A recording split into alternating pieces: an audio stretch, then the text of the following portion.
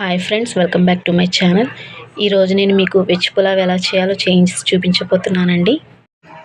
Stove వెలిగించుకొని pan పెట్టుకొని oil వేసుకున్నామండి. Oil heat అయిందండి. పలావ్ దినుసులు వేసుకుందాం. ఇందులోని క్యారెట్ ముక్కలు, కొన్ని బీన్స్, కొంచెం ఉల్లిపాయలు, 2 పచ్చిమిర్చి చీలికలు, ఒక పెద్ద సైజు టమాటా, ఇవన్నీ వేసి ఒకసారి తిప్పుకోవాలండి. బాగా మగ్గించుకోవాలి వీటిని. నెక్స్ట్ ఇందులో కాస్త కరివేపాకు వేసుకున్నామండి. కూరగాయ ముక్కలన్నీ బాగా మగ్గిపోయాయి. నెక్స్ట్ ఇందులో కొబ్బరి, అల్లం, వెల్లుల్లి పేస్ట్ వేసుకున్నామండి.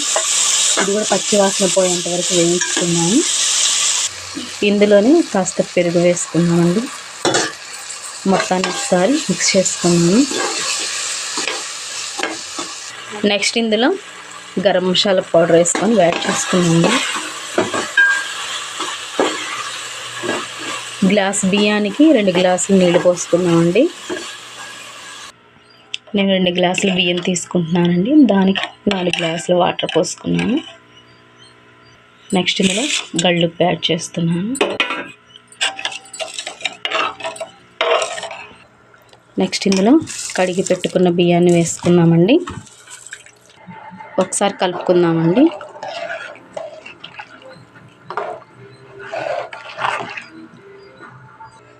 కుక్కర్ మూత పెట్టుకున్నానండి. 3 విజిల్స్ వచ్చాక చూద్దాము ఎలా ఉడికిందో.